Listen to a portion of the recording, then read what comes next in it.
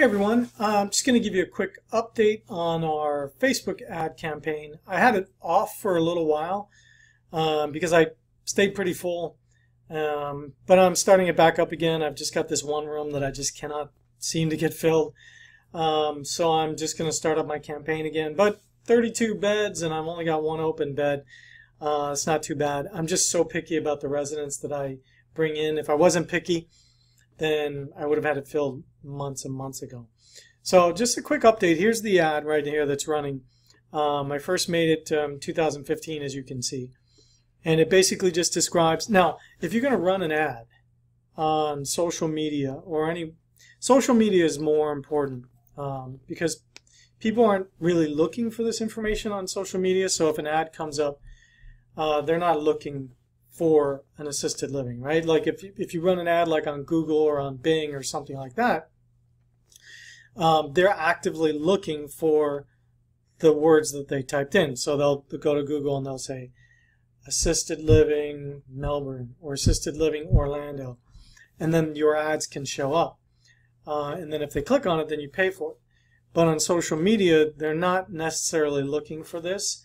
You can target people who may have a predisposition or an interest in it. For some reason, they're able to gather that, maybe conversations that you've had with family members about placing mom or dad in assisted living, and then your ads can show up.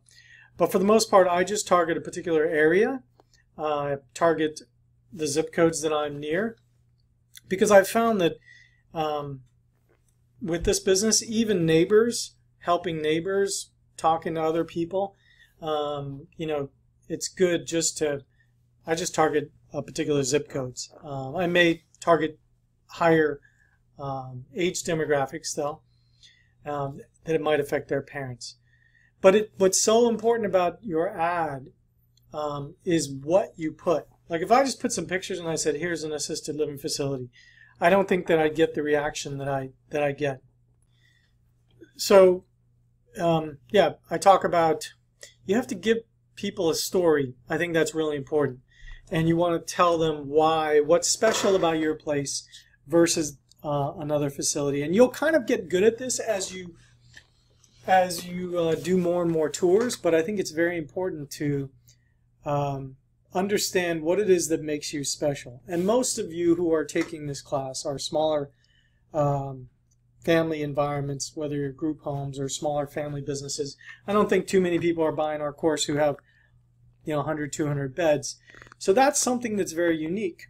You know, you offer family environment, home cooked meals. A lot of the small homes that I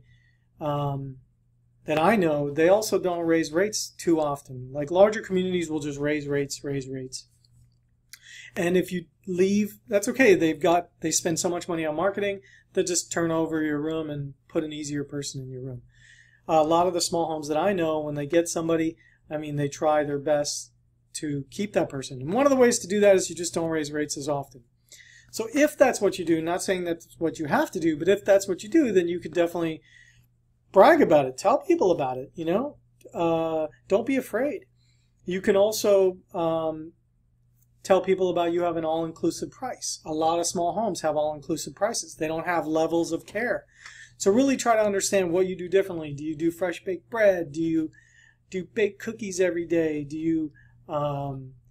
you make authentic, you know, cuisine from where you're from? Like, you know, you're Puerto Rican, or you're, you know, do you bring in some family recipes? Those are great things to include into your post. And you could even make a video about it, like a video showing people like, this is one of our meals that we make at our facility, and share that. People are way more interested in that kind of information than just like what you would put on a postcard, or like the old yellow pages. People would put, you know, assisted living, 24-hour care, or whatever it is. You can bring it to life more, and I think that that's what you need to do in order to get the kind of results that we get. And you're more than welcome to use our ad copy in the previous post above. You can see it there. But yeah, so our post is family owned and operated 32-bed assisted living facility in Satellite Beach offers a flat rate lifetime price. Ocean Breeze Gardens offers assisted living in a warm bed and breakfast style environment with one caregiver for every 6 to 8 residents. Yours is probably going to be better than my ratio, maybe 1 to 5 or 2 to 5. Our flat rate lifetime price means we will provide all the services that we offer under our license with no additional charges. It also means that we will never raise your monthly rate. Most facilities offer a low monthly entry rate, but are always looking for a reason to raise your rate by thousands of dollars. Many families come to us after they've been priced out of our other communities. Don't make the same mistake. Ask your facility if they offer a lifetime price. I just want to plant the seed in their head that when they're in a big community and they're getting these increases, which they will, it's not standard. That's not always the way it is. You don't have to accept that. So let me just take a little peek here and see what so this post has been running a long time, and it's great because you get a lot of comments. Look at this. I've got 900. Now, keep in mind, I stopped it about 6 months ago. Today's October 8th, 2018. I just started it a few days ago, and I'll show you the results we've had in just a few days. But while I was running it, and I've got you can do a low budget, $5 a day. $5 a day, $150 a month. Just let it run. You're going to get a lot of interest, comments. So we've got 949 likes, reactions. We got 182 comments. We got 462 shares. And I always try to respond, when people, and you're going to get weird comments too, like, that's a lot of money, or that's not a good ratio. That's okay. Let people, what you'll find, like I had somebody recently, they said one caregiver, 6 to 8 residents, that's not good at all. And then other people are defending you who you don't even know. They're like, that's a great ratio. I work in an assisted living, or I put my mom someplace. And so a lot of times people will interact for you. And the interaction, when somebody makes a comment, they're sharing that with their friends. So it's really sharing it without sharing it. And if somebody thinks it's too expensive or it's not enough caregivers, then, I mean, that's not your kind of client anyway, because nobody can provide one-on-one care. So, excuse me, I'm going to take a sip of my coffee. So I even have family members that see the ad and they're like, oh, right here, Kim, this is an amazing place. My mother has been there for several years and have never been happier. They take care of everything. Like, how? Like, so she saw the ad. I didn't ask her. She just saw the ad because she's on Facebook in my target area, and boom, she sees it. How natural is that? Look at this guy. This guy here, he says, stop putting Ocean Breeze on my cell phone. We are not interested at this time. So he's getting my ad so many times. He's like sick of it. I've had neighbors come up to me and say, I see your ad all the time. But that's the power of something like Facebook or social media at this time, advertising, and doing a very targeted ad in a specific geographic location. And you can just spread out the costs over a long period of time. I think nothing is as effective. I was getting some updates on inserts for the newspaper, and you wouldn't believe it. Let me see if I have it here. The circulation in the newspaper. Let's see here.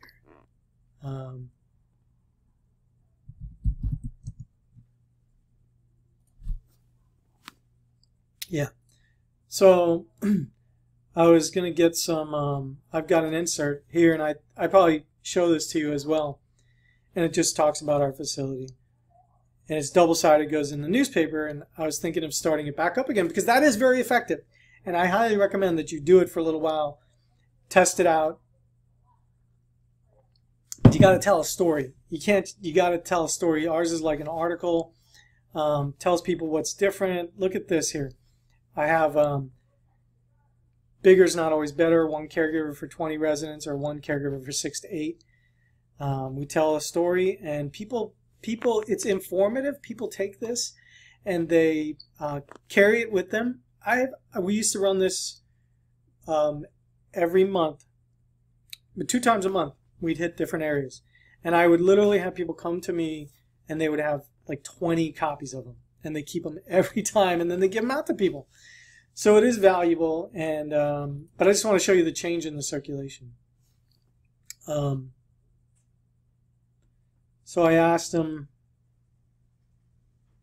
okay, for particular zip codes. And so just here's the, okay. So basically right here you can see 32937 in my zip code. Only 1,700 people get the paper, get it delivered. In that zip code, I'm pretty sure there's about 10,000 homes. 10,000 homes probably. So only 17% of the homes get it. Oh, that's not a lot. So that's a lot of homes that aren't getting it. And I don't even know, is that number inflated? Do they read the paper? And then in the other zip code that I was interested in is only 800 people. I think there's 5,000 or 6,000 homes in that neighborhood, and then 5,000 or 6,000 in the other one. So there's probably, I think between these 3 zip codes, there's supposed to be about 20,000 homes, and we're looking at a very low amount, a very low amount. 10,000, is that 17%? I'm not sure. Anyway, I'm still going to run them. Probably it's still very effective. A lot of seniors who would be your demographic would get the paper. But the problem is, see, a lot of times the people that are making the decisions on whether or not to place someone into assisted living are the kids. The kids aren't getting the paper delivered. So if it, let's say the parents are 80, my dad's 76, I'm 45, so yeah, maybe 10 more years I would be looking for solutions like that, and I'm not getting the paper. So I'm not, you're missing that whole demographic, people who look after their parents. Now their parents might get it, and let's say somebody who's able-bodied to make their own decisions gets the insert in the paper. Those people, they still have cars. They still go to restaurants and go out to bingo and bridge with their friends. When those people come to your facility, the odds of them wanting to be in a smaller home-like environment is very low. Now they may have a husband, or they may have a friend or a neighbor or somebody like that, that it could work. But I'm just saying, a lot of times the people that would come to me with those inserts, they are more appropriate for a larger community. And no matter how you try to explain to them the benefits of it, they're still going to gravitate towards something that has way more services and you know, 100 or 200 residents. And a lot of their friends go to the bigger communities too. So their friends are there, they just go to the bigger communities. So those are just some different things to factor in when you're doing a paper insert versus a digital ad. So yeah, the ad, look at the, yeah, here's another one. Their mom is at our facility.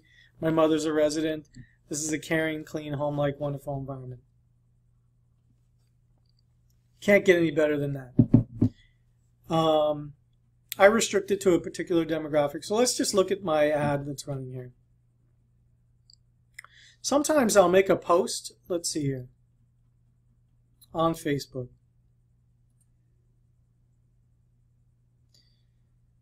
Sometimes we make a post and I'll boost it if it's a good one. Like the way you would know is if you make a post, first of all, you need to get some followers, and you know, we've got 692. I don't really push the followers too much. Like if you had like let's say a restaurant, you want to have a lot of followers for your restaurant because when you post a special or a program, something going on, they're continuous customers. Like, oh, we're having a happy hour. People might come in for the happy hour. But if you posted like a picture of an activity you're doing, I I don't think it has the same effect. So the number of followers is not as important as getting your message out there. And when they do come to your Facebook page, it's a vibrant, fun, happy place. So sometimes what we'll do is if we get a, like this post right here, I think I boosted this, okay? So boost is an ad. So if you see, like you make the post and then you're getting a lot of engagement, people are liking it and commenting. Those are the ones you boost because those are the ones that that are going to have a good result. And so what I did is I probably boosted it for $5 or $10 just to reach a particular demographic. And then when people see the post, they see a lot of engagement. So this boost, let's see if that was one we did. I'm not sure. This one we did. I boosted it for $30 a while ago. No, we didn't. That one didn't take effect. Hold on a second. Yeah, I guess. Oh, you know what it is? It's set up to only show this period. Let's see lifetime. Yeah. Okay. So now let's see this post here. I've got, it was a video. Let's see what it was. Oh, yeah. Let's see if I can see it. View charts.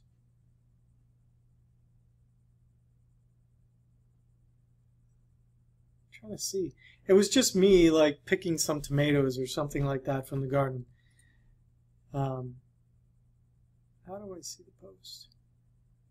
Anyway, it was pretty good. I mean, I spent $30 and I got 1,200 people to view it. It was only a 6-second video.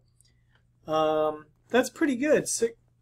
So just think about it. I spent $30 and I got, in my area, I got 1,300 people to view the video. That's good. That's good.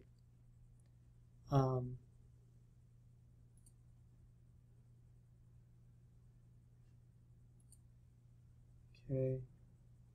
Last 7 days. Okay, so we'll see. This is where I started it again. Now,